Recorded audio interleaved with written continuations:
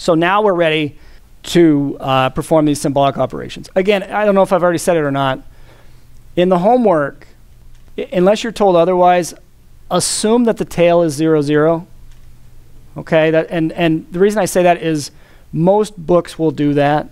So if it shouldn't be an issue actually when you're just adding these things together, but a lot of books will think of it that way, and it's a little bit restrictive because in physics you like to put copies of vectors in different places, like you saw when we added geometrically. But okay, so in this example we're going to let v equal the vector 2, 3 in component form, and u equal the vector -3, -4. Perform the following operations: v plus u.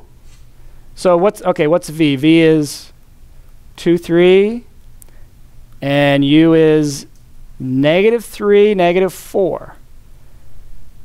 And so we're going to add these guys together. So what do we get?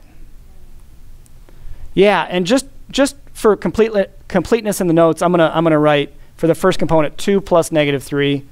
But obviously you can do that in your head, and you don't have to show that work if you don't want to. And then what's the other one? 3 plus -4, or 3 minus 4. If you do want to show the work, you could just write it as 3 minus 4. So what does that turn out to be? -1, -1?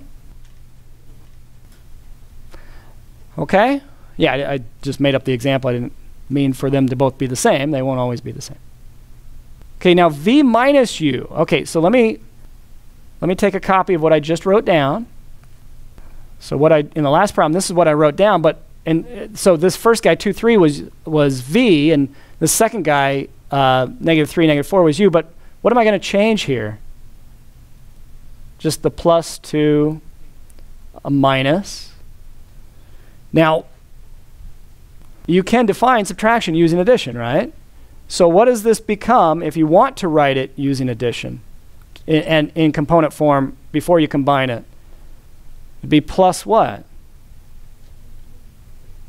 Well, here, you could think of it like this: plus a scalar of -1 times that vector -3, -4, right? And so if you do that, these guys change, the signs change in both of these. They both were negative, so they change to positive. Does that make sense? Okay, easy enough. You add them together, what do you get? 5 and 7. That's it. You thought it was going to be harder than that, didn't you?